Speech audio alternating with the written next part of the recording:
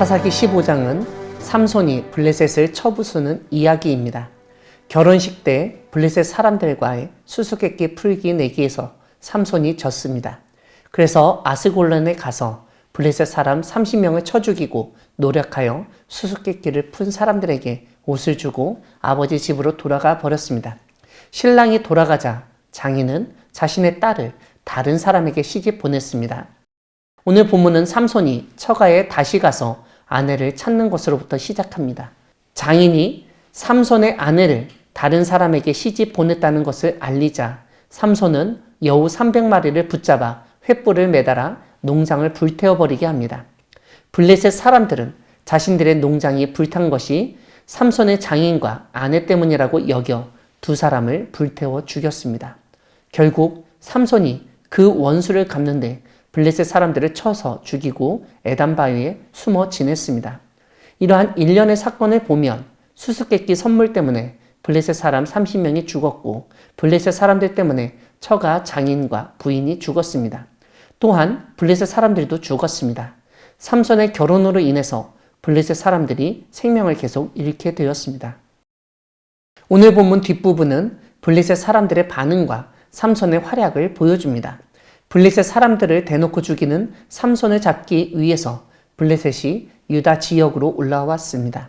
유다 사람들은 블레셋 사람과 싸움에서 이기지 못할 것을 알고 블레셋과 협상합니다. 삼손만 내어주면 다른 사람의 피해가 없도록 하겠다는 블레셋 사람의 말을 믿고 유다 사람 3,000명이 삼손이 숨어있던 에단 바위로 가서 삼손을 결박해서 블레셋 사람에게 넘겨줍니다. 삼손은 세 밧줄 둘로 결박당하여 블레셋 사람들에게로 잡혀갔습니다.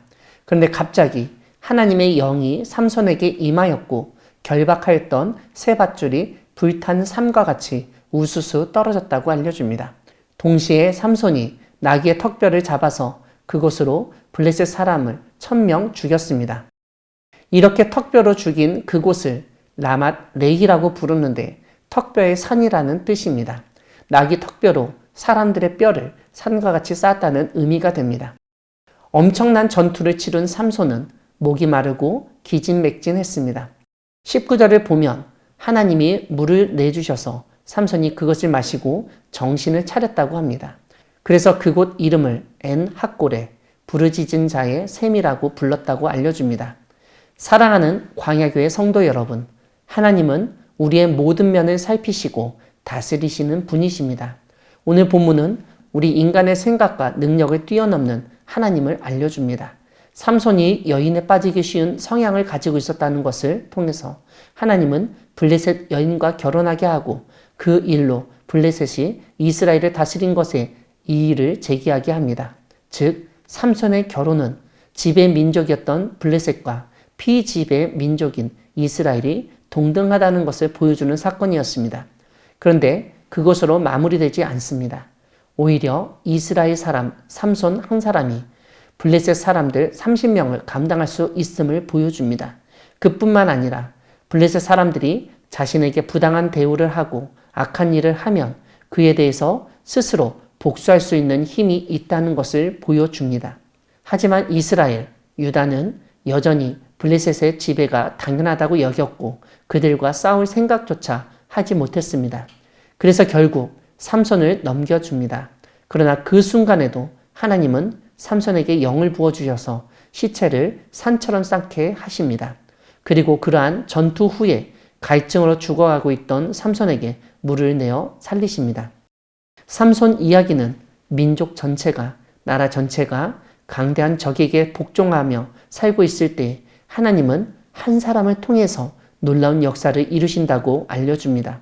하나님은 그 한 사람에게 능력을 주셔서 그 일을 감당하게 하시고 죽을 고비도 넘기게 도와주십니다.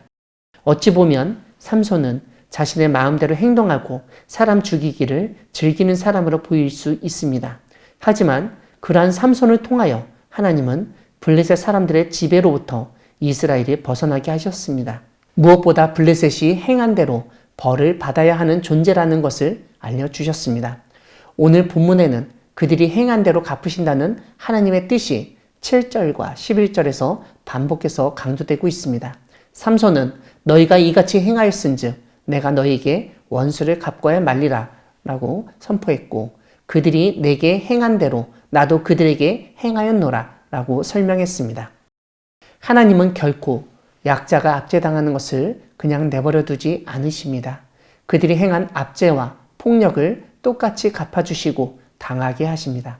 하나님은 삼손과 같은 일꾼을 통하여 여전히 하나님의 백성을 사랑하시고 보호하실 능력이 있다는 점을 보여주십니다.